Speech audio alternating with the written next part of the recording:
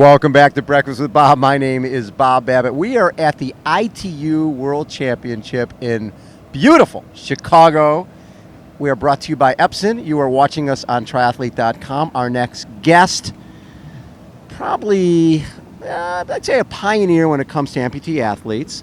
The first single above knee amputee athlete to finish the Ironman World Championship for women, and first amputee to be on The Amazing Race.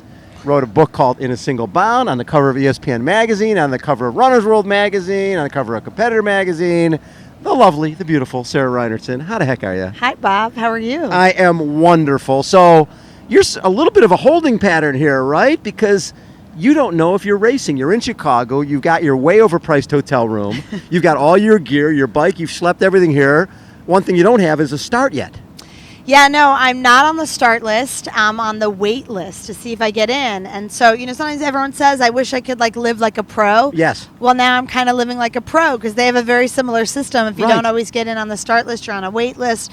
So I am on the wait list. I'm number 2 right now. So maybe someone's bike doesn't arrive or they're injured. Not that you want anyone to be injured, but if a slot opens up for a woman to race in the paratriathlon race, I'm hoping it rolls down to me and I get to race on Friday. So when you think back, here you are trying to get to the first ever paratriathlon, which will be in Rio next year, which is a huge breakthrough. Triathlon got in the Olympics in 2000, 2016 paratri gets in. You're somebody, when growing up, you never would have figured you're going to be racing the world as a triathlete or a runner.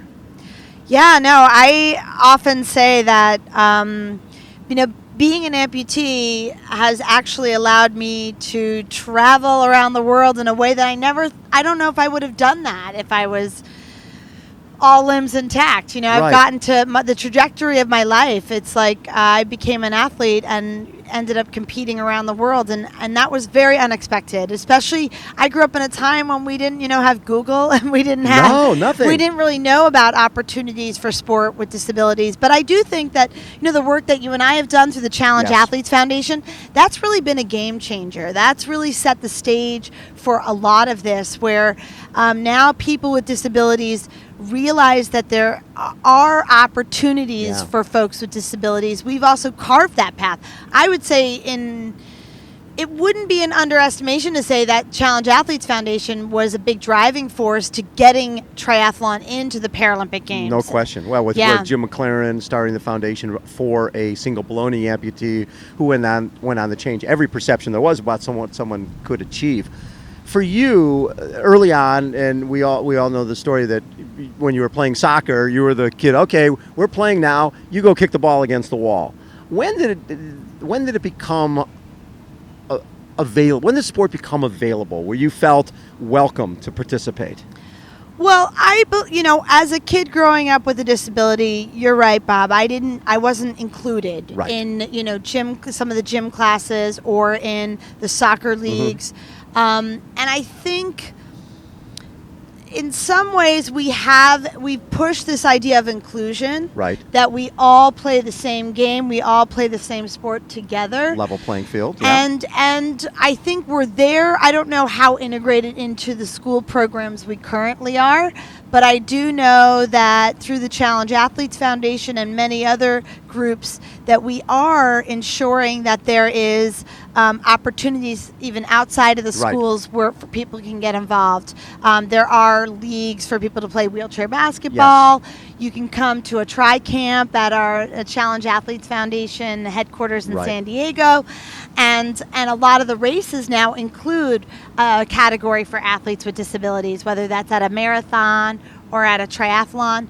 So I think we're there, but I think we could continue this cultural shift so it's really embedded into our school programs, our after-school programs.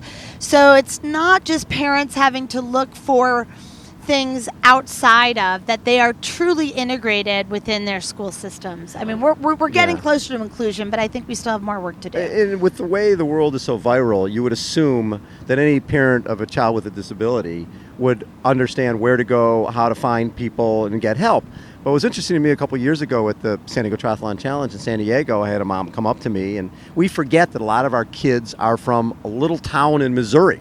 and there's no other challenge athlete in that city. So they've never been exposed to anybody else. So she was telling me that for 364 days a year, her son's a freak. And one day a year at our event feels like everybody else because there's all these other kids and parents and adults. How important is the mentoring side of this? I know that from you came, from you came Scout, and from Scout came Haven, and you just one athlete after another. How important is the mentoring side for you? I think it's really sort of everything, because we all need role models, mentors, encouragement. Yep. I mean, that's so important. I mean, I would say that Jim McLaren was my mentor and role model. And so from that one man, we all followed in that path. Right. So, yeah, I think that mentorship program is key. It's really key for everyone. And the thing is when you can join disability at any age. We're talking about kids. Right. But I just even had a situation where I was going for a run in Southern California near where I live in San Juan Capistrano, and I was running along, and at a traffic light, this woman pulled me over and she said, "Hey, where did you get that running leg? My son just lost his limb in an accident, and he's in his 20s, and he thinks he can't do anything, and he wants to, surf, and he wants to run, and oh my gosh, I've never seen that before." And so, disability can happen at any age, at any point in your life, and it is sort of indiscriminate in that it can happen to anyone, no matter who you are. You're one car accident away, one illness away from joining the club. Sure. When you look at the future and where we're going, being in the paratriathlon is wonderful, right? What do you see down the line, and not just for what's available for athletes, but just the availability of equipment, so people can, so people realize that there are opportunities? Well, this is where I think we need to continue to make an effort here, because I know that the equipment that I need, triathlon's an expensive sport, Very but expensive. I need extra equipment. I need a running prosthetic. I need a cycling prosthetic. And those pieces of equipment are not covered by insurance. Your everyday leg is covered by insurance, but your running prosthetic, your cycling prosthetic, that's not, because insurance companies don't see that as medically necessary. It's a luxury item. It's a luxury item. Even though you could make the argument that by running, I'm also decreasing my risk for secondary diseases like diabetes, high blood pressure, depression. And so that piece of equipment is actually part of my health program. It's therapeutic, it's mental and physical health, but it's still not covered. And an out-of-pocket expense can be anywhere from $15,000 to $35,000 for that leg. And so CAF has been part of getting that equipment to other people who can't afford it. Most people can't afford that. But there's still so much work to be done. I mean, I have this vision that I would like to see a world where anybody who wants to get a running prosthetic can get one. I'd even like to say that any kid under the age of 18 automatically gets one, because it's part of the foundation. Every kid grows up getting to run in their PE class, and we should be able to provide that opportunity to any child with a limb deficiency, so that they can go to school and have the right piece of equipment, just like any other kid can get a pair of sneakers. We want to make sure that our kids who have limb deficiencies can get the right leg so that they can run. Running is the basis of every sport. Absolutely. You got to run after the ball in basketball and soccer and football, and run the bases in baseball. So running, whether you are a runner as a sport, it's still a foundation in so many other sports. So I really do have a vision that there should be no barrier to entry for anyone that wants to run and needs a running leg. We should get them one. So to me, some of the coolest things that have happened is you getting Nike sponsorship. At the last Paralympics, Rudy Garcia-Tolson having Power Bar and British Petroleum.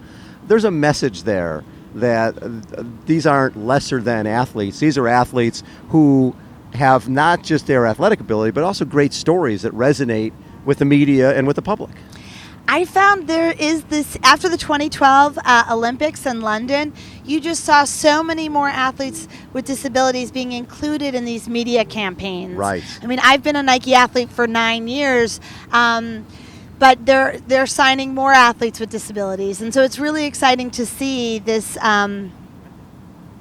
this change happening, where it isn't just tokenism. They realize there are there's a lot of athletes with disabilities out there doing really cool stuff, and they're great ambassadors for their sport. Right. And in many ways, I think sometimes perhaps they're more memorable in some ways, because that image sort of sticks in your mind. You remember, oh my gosh, I remember seeing that kid with 2 prosthetic legs in the BP commercial, but you don't always remember that. Who was that? High jump gal. Yeah, exactly.